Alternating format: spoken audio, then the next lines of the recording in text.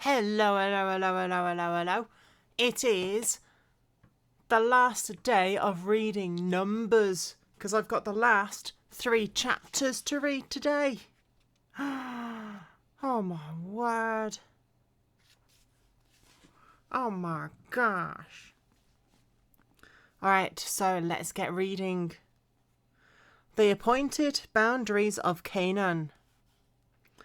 Then the Lord spoke to Moses, saying, Command the children of Israel and say to them, When you come into the land of Canaan, this is the land that shall fall to you as an inheritance, the land of Canaan to its boundaries.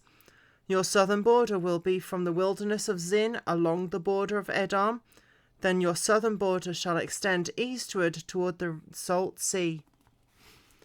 Your border shall turn to the southern side of ascent of Akrabim, to continue to Zin, and be on the south of Kadesh Barnea. Then it shall go on to Hazar Adar, and continue to Asmon. The border shall turn from Asmon to the brook of Egypt, and it shall end at the sea. As for the western border, you shall have the great sea for a border. This shall be your western border, and this shall be your northern border. From the great sea you shall mark out your border line to Mount Hor. From Mount Hor you shall mark out your border to the entrance of Hamath. Then the direction of the border shall be towards Zedad. The border shall proceed from Ziphron, and it shall end at Hazar Enan. This shall be your northern border. You shall mark out your eastern border from Hazar Enan to Shepham. The border shall go down from Shepham to Riblah on the east side of Ain. The border shall go down and reach to the eastern side of the Sea of Chinnereth. The border shall go down along the Jordan, and it shall end at the Salt Sea. This shall be your land, with its surrounding boundaries. Then Moses commanded the children of Israel, saying, This is the land which you will inherit by lot, which the Lord has commanded to give to the 9 tribes and the half tribe. What? For the tribe of the children of Reuben, according to the house of their fathers, and the tribe of the children of Gad, according to the house of their fathers, have received their inheritance, and the half tribe of Manasseh has received its inheritance. The 2 tribes and the half tribe have received their inheritance on this side of the Jordan, across from Jericho eastward toward the sunrise. Oh yeah, because they bargained for it in the last chapter. The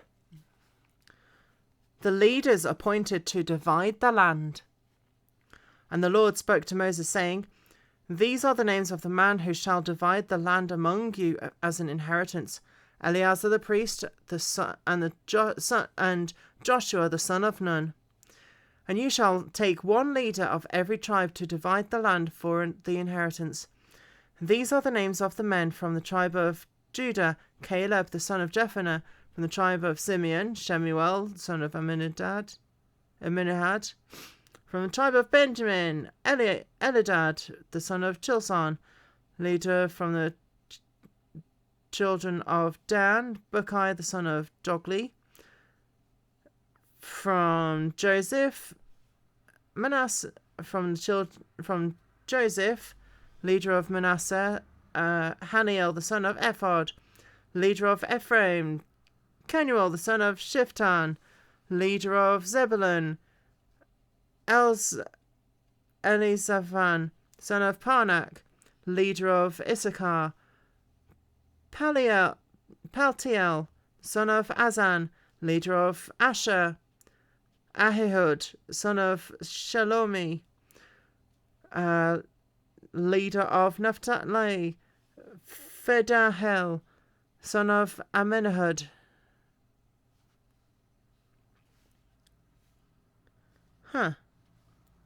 There's 2 people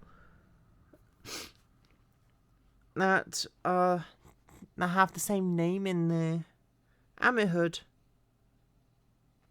has a son called Shemuel, and another Ammihud has a son called Pedahel. What a name. The cities for the Levites. And the Lord spoke to Moses and in the plains of Moab by the Jordan across from Jericho, saying, Command the children of Israel that they give the Levites cities to dwell in from their inheritance of their possession, and you shall also give the Levites common land around the cities. They shall have the cities to dwell in, and their common land shall be for their cattle and their herds and for all their animals. The common land of the cities which you will give the Levites shall extend from the wall of the city out toward the 1,000 cubits all around. That's a lot. And you shall measure outside the city on the east side 2,000 cubits on the south side, 2,000 cubits on the west side, and 2,000 cubits on the north side, 2,000 cubits. The city shall be in the middle. This shall belong to them as a common land for the cities. Now among the cities which you give to the Levites, you shall appoint 6 cities of refuge, to which a manslayer may flee, and to these you shall add 42 cities. What? So all the cities you shall give to the Levites shall be for 48, and you shall give with their common land.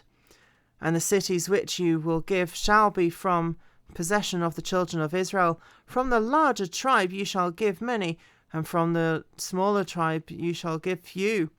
Each shall give some of its cities to the Levites, in proportion to their inheritance they each receive. Ooh.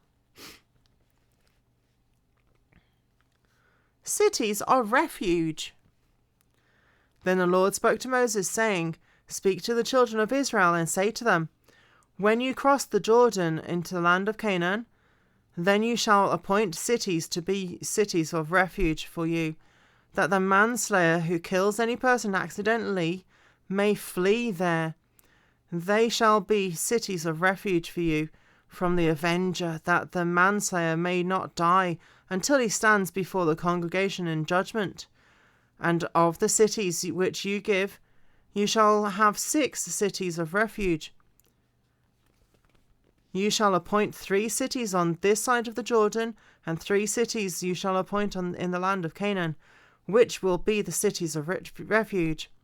These 6 cities shall be for refuge of the children of Israel, for the stranger and for the sojourner among them, that anyone who kills a person accidentally may flee there. I think the key word there is accidentally. But if he strikes him with an iron implement so that he dies, he is a murderer. The murderer shall surely be put to death. And if he strikes him with a stone in the hand, by which one could die, and he does die, then he is a murderer. The murderer shall surely be put to death. Or if he strikes him with a wooden hand weapon, by one which he could die, and he does die, he is a murderer. The murderer shall be put to death. The avenger of blood himself shall put the murderer to death. Oh, interesting. I wonder how that would work in modern days.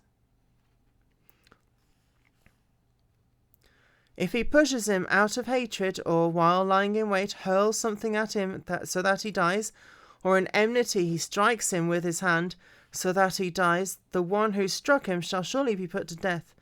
He is a murderer. The avenger of blood shall put the murderer to death when he meets him. However, if he pushes him suddenly without enmity, or throws anything at him without lying in wait, or uses a stone by which a man could die, throwing it at him without seeing him, and so that he dies, well, he was not his enemy or seeking his harm, then the congregation shall judge him between the manslayer and the avenger of blood, according to those judgments.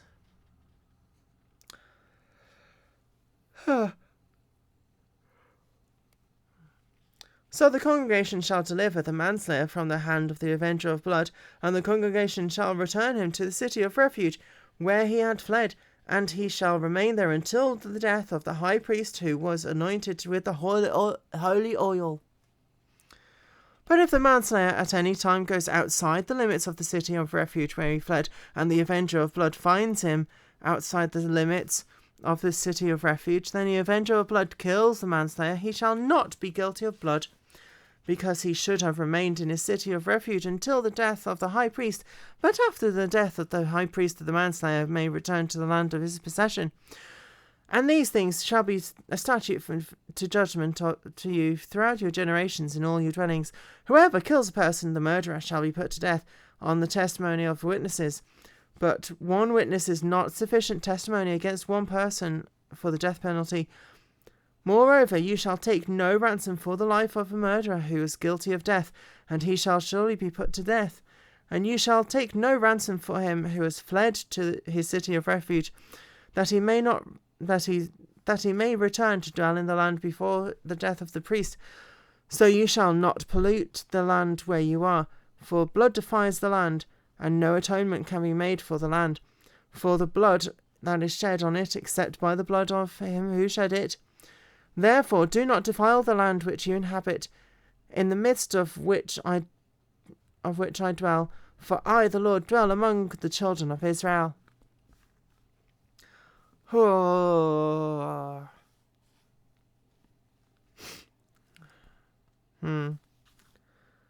Marriage of female heirs. Oh, great. My misogyny senses are tingling. Now the chief fathers of the families of children of Gilead, son of Mecca, son of Manasseh, of the families of the sons of Joseph, came near and spoke before Moses and before the leaders, the chief fathers of the children of Israel, and they said, The Lord commanded my lord Moses to give the land as an inheritance by lot to the children of Israel, and my lord was commanded by the Lord to give the inheritance of our brother Zelophehad to his daughters. Now, if they are married to any of the sons of the other tribes of the children of Israel, then their inheritance will be taken from their inheritance of our fathers, and it will be added to the inheritance of the tribe in which they marry. So it will be taken from the lot of our inheritance. And when the Jubilee of the children of Israel comes, then their inheritance will be added to the inheritance of the tribe into which they marry. So their inheritance will be taken away from the inheritance of the tribe of our fathers.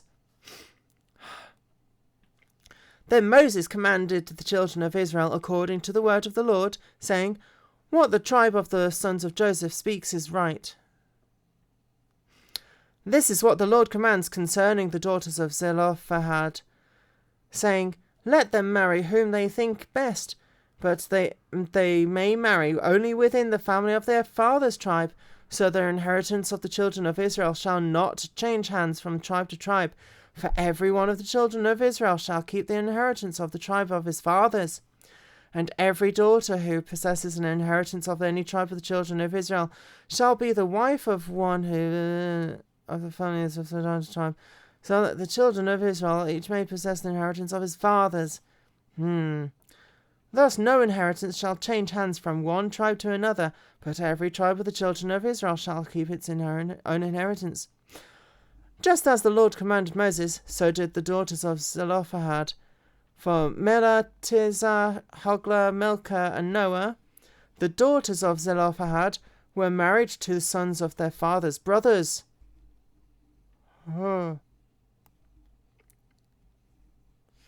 Cousins. Yay. They were married into the families of the children of Manasseh, the son of Joseph, and their inheritance remained in the tribe of their father's family. These are the commandments and the judgments which the Lord commanded the children of Israel by the hand of Moses, in the plains of Moab, by the Jordan, across from Jericho. And I think they've already said that in previous chapters, almost word for word. And tomorrow I get to start Deuteronomy. And from just a quick skim through, Deuteronomy is basically a repetition of the laws and things that were said in Leviticus, the end of Exodus, and some of Numbers. So, yeah, that's going to be fun. Oh my word. Right, I have got to read one more chapter of Luke in the New Testament in the next video. I'll see you there.